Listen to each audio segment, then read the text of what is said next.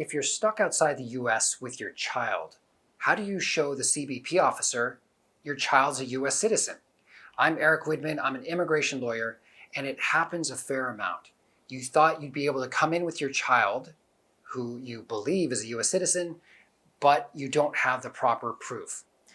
The default rule is that if you're arriving by an airplane, by air into the United States, you need a passport book for yourself and your child. But there are more flexible rules if you're entering the US at the border between Canada or Mexico.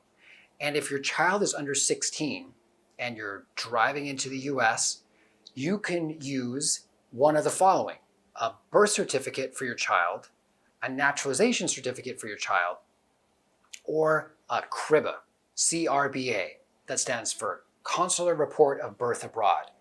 So you could use one of those documents in place of a regular passport book. But if you don't have any of those documents, or you thought you'd be able to enter with your child who was born outside the United States, you're a US citizen, you thought the rules would automatically cause your child to acquire citizenship, you still need to provide certain documentation to the CBP officer to be admitted into the US. You could be admitted no problem, but of course the issue is that your child is not allowed in because he doesn't have the necessary documents. So if he was born in Mexico, for example, the birth certificate wouldn't work.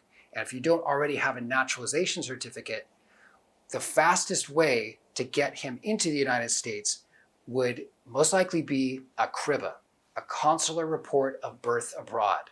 That's form DS-2029. It stands for Department of State.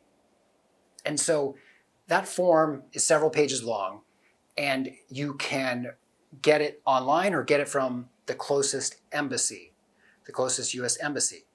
So this has happened to some potential clients of ours in the past, and they were given the form to fill out, but were not given any assurances of how quickly they could get the CRBA. The goal would be to request expedited, super fast service on that CRBA determination. You fill out the form, turn it back in with the necessary proof, and show that you meet one of the expedite criteria, such as severe financial loss or humanitarian reason to have this expedited. If that option, which is typically going to be the best one, is not available, or you want to pursue something in parallel, you could also pursue humanitarian parole. Overall, humanitarian parole will not be as fast as an expedited CRBA, but so you know it's out there, we want to mention it. So humanitarian parole would allow your child to come into the United States without a formal admission, and then pursue the other necessary steps while you're together and not wasting money at a hotel, for example, at the border. To get humanitarian parole approved, you would fill out form I-131, submit it to USCIS. You'd also need an affidavit of support, form I-134, passport photos, and supporting evidence.